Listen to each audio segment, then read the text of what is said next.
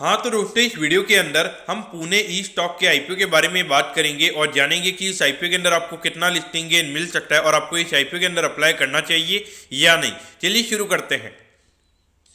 तो देखिए, सबसे पहले हम ये जानेंगे कि ये कंपनी क्या काम करती है। तो देखिए, जो कंपनी है 2007 में ये कंपनी स्टार्ट हुई है, यानी कि लगभग अगर हम देखेंगे तो 16 से 17 साल ये कंपनी को स्टार्ट हुए हो चुके हैं। क्योंकि ये जो कंपनी है, कंपनी एक ब्रोकिंग हाउस है, यानी कि ब्रोकिंग से रिगार्डिंग यहाँ पे जो भी सर्विसेज होती है फाइनेंशियल मार्केट से रिगार्डिंग, तो वो ये सर्विसेज हमें ये कंपनी प्रोवाइड करवाती हुई नजर आती है। जैसे आपने देखा होगा कि आपके ये जो जेरोदा अपस्टॉक करके जैसी जो ऐप रहती है, तो वैसा ये कंपनी का भी ऐप है। वहाँ पे जो इनके यहाँ पे जो लोग डीमेट अकाउंट खुलवाते हैं, तो वो यहाँ पे ट्रेड वगैरह कर सकते हैं, इन्वेस्ट कर सकते हैं। फिर उसके अलावा यहाँ पे म्यूचुअल फंड से रिगार्डिंग भी सर्विसेज ये कंपनी प्रोवाइड करवाती है। यानी कि अगर आप इनके यहाँ अपना अकाउंट खुलवाते हैं तो उसके थ्रू आप यहाँ पे म्यूचुअल फंड में भी इन्वेस्ट कर सकते हो। फिर उसके अलावा जो कॉर्पोरेट डिपॉजिट्स होते हैं, यानी कि जैसे बजाज फाइनेंस का डिपॉजिट हो गया, जैसे जो बड़ी बड़ी एनबीएफसी कंपनीज के जो एफडीज होती है, तो उनके थ्रू आप यहाँ पे जो एफडीज होती है वो भी आप यहाँ पे करवा सकते हो। और उसके अलावा अगर हम देखेंगे तो बॉन्ड मार्केट वगैरह हो गया, तो उससे रिगार्डिंग ये कंपनी में सर्विसेज प्रोवाइड करवाती हुई नजर आती है।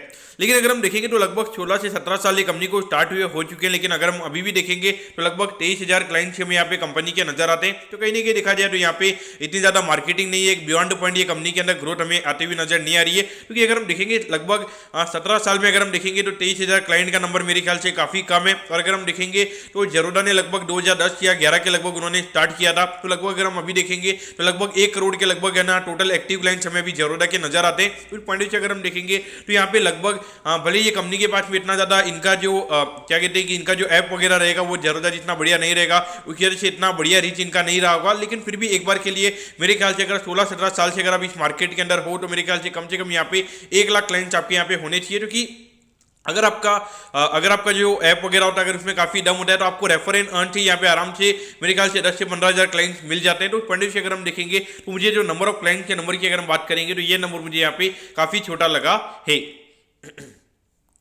अगर हम यहाँ पे ऑब्जेक्टिव की अगर हम बात करेंगे, यानी कि जो आईपीओ से कंपनी को पैसा मिलने वाला है उसे कंपनी कैसे यूटिलाइज करने वाली है, तो देखिए यहाँ पे वर्किंग कैपिटल की रिक्वायरमेंट से रिगार्डिंग यहाँ पे कंपनी का आईपीओ में आता हुआ नजर आ रहा है। और जो कि मुझे लगता है कि यहाँ पे एकदम नेगेटिव ऑब्जेक्टिव हमें यहाँ पे नजर आता है। क्योंकि ये बिजनेस के अगर हम देखेंगे कोई वर्किंग कैपिटल की रिक्वायरमेंट नहीं रहती है। आपको अगर सिर्फ पैसा चाहिए होता है, जो आपकी जो ऑपरेटिंग कॉस्ट होती है, यानी कि जो आपके ऑफिस होते हैं, तो उसके अंदर जो आपका ऑपरेटिंग खर्चा होता है, यानी कि एसी वगैरह हो गया, रेंट वगैरह हो गया, तो उसके लिए आपको पैसा चाहिए होता है। और उसके अलावा अगर हम देखेंगे जो आपके एम्प्लॉइज वगैरह होते हैं, तो वो एम्प्लॉइज के लिए आपको कॉस्ट चाहिए होता है। और आपका जो सिस्टम वगैरह होता है उसको मेंटेन करने के लिए आपको कॉस्ट चाहिए होता है। यहाँ पे कोई एक्सपांड करने के लिए आपको कोई कॉस्ट की जरूरत नहीं है। तो इस पॉइंट से अगर हम देखेंगे तो ऑब्जेक्टिव मुझे लगता है कि कंपनी को लिस्ट कराने के हिसाब से यहाँ पे कंपनी का आईपीओ में आता हुआ नजर आ रहा है। लेकिन कंपनी को यहाँ पे खुद को नहीं पता है कि उनको ये फंड को कैसे यूज करना है। लेकिन इसकी वजह अगर मुझे ऑब्जेक्टिव में ये लगता है कि यहाँ पे कंपनी अपने ब्रोकिंग हाउस की मार्केटिंग वगैरह करेगी, तो उससे क्या होता है कि आने वाले टाइम के लिए आप थोड़ी भी मार्केटिंग अगर आप करते हो तो उससे आपके जो नंबर ऑफ डीमेट अकाउंट्स होते हैं वो एक बार के लिए आपको बढ़ते हैं। और उसके अलावा साइड में अगर आप थोड़ी रिसर्च सर्विसेज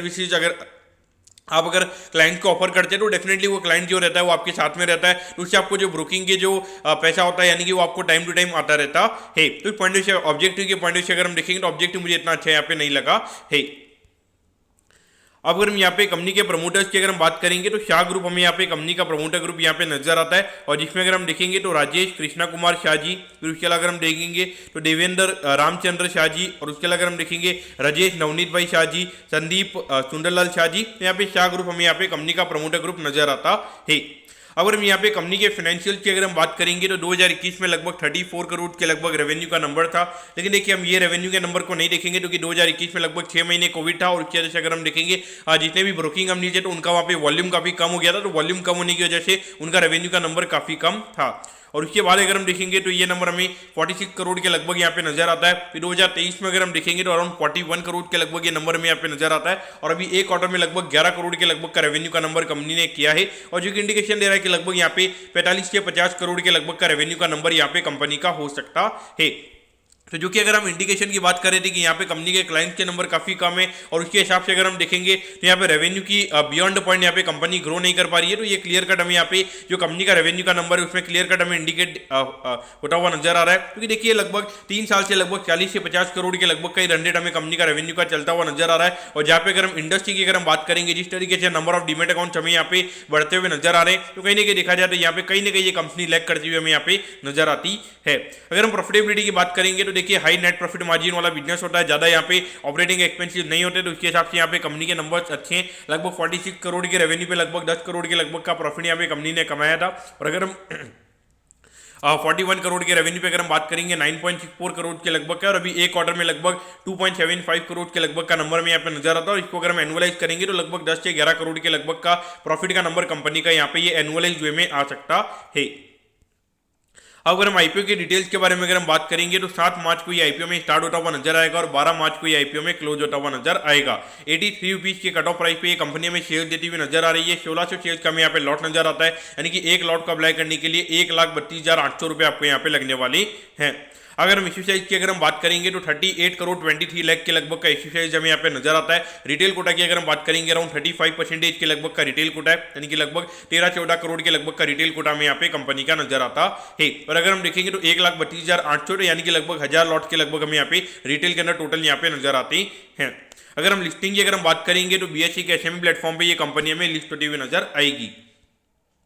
अगर हम टाइम टेबल के बारे में अगर हम बात करेंगे तो 13 तारीख को आपको पता चल जाएगा कि आपको अलॉटमेंट मिला है या नहीं। अगर अलॉटमेंट नहीं मिलता है तो 14 तारीख को आपको रिफंड मिल जाएगा और 14 तारीख को आपके डीमैट अकाउंट में शेयर आ जाएंगे अगर आपको अलॉटमेंट मिलता है, और 15 तारीख को ये कंपनी हमें लिस्ट होती हुई नजर आएगी।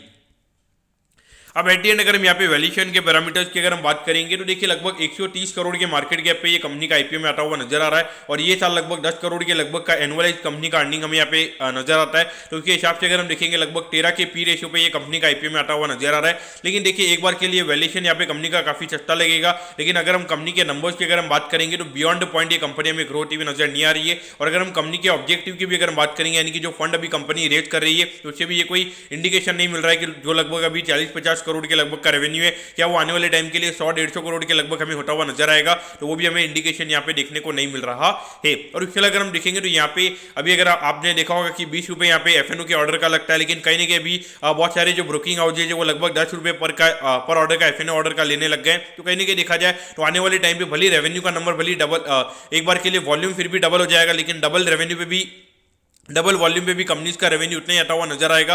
तो इस पॉइंट ऑफ व्यू से देखा जाए तो मेरे ख्याल से लॉन्ग टर्म के पॉइंट ऑफ व्यू से मेरे ख्याल से टोटली आईपीओ को अवॉइड करना चाहिए, लेकिन लिस्टिंग के लिए मेरे ख्याल से टोटली आईपीओ को अप्लाई करना चाहिए। अब क्यों अप्लाई करना चाहिए? तो देखिए क्योंकि देखिए सबसे पहले यहाँ पे ये खुद एक ब्रोकिंग हाउस है, तो अगर खुद ब्रोकिंग हाउस है तो डेफिनेटली यहाँ पे ग्रे के अंदर डिमांड क्रिएट करना इनको काफी अच्छे से आएगा। अगर ग्रे मार्केट में ये लोग डिमांड क्रिएट करेंगे तो एक बार के लिए यहाँ पे आईपीओ के लिए डिमांड आ सकती है, और एक बार के लिए किसी को QIB या फिर एंकर को यहाँ पे शेयर भी दे देंगे, तो उसकी वजह से ज्यादा जब लिस्टिंग होगी तो ज्यादा फ्री फ्लोट हमें यहाँ पे हुआ नजर नहीं आएगा। तो इस बार के लिए मुझे लगता है कि लिस्टिंग इनके लिए डेफिनेटली आपको यहाँ पे अप्लाई करना चाहिए, लेकिन क्या पॉइंट ऑफ व्यू से आपको अप्लाई करना चाहिए, यानी कि कितना गेन आपको एक्सपेक्ट करना चाहिए? तो मेरे ख्याल से मुझे लगता है कि एक बार के लिए यहाँ पे 20 से 25% का लिस्टिंग गेन आपको यहाँ पे मिल सकता है, लेकिन लॉन्ग टर्म के पॉइंट ऑफ व्यू से मेरे ख्याल से टोटली अवॉइड करना चाहिए, क्योंकि एक बार के लिए इसमें जो भी तेजी आएगी मेरे ख्याल से 1-2 महीने में यहाँ पे सारी तेजी खत्म हो जाएगी। फिर उसके बाद से या तो ये स्टॉक नॉर्मल रहेगा या फिर वहां से हमें गिरता हुआ नजर आएगा। तो पॉइंट ऑफ व्यू से आपने इसे देखना चाहिए। तो दोस्तों मैं कहता हूँ कि पुणे ई स्टॉक ट्रेडिंग के आईपीओ के बारे में आपको सब कुछ समझ में आ गया होगा। अगर आपकी कोई भी क्वेरीज है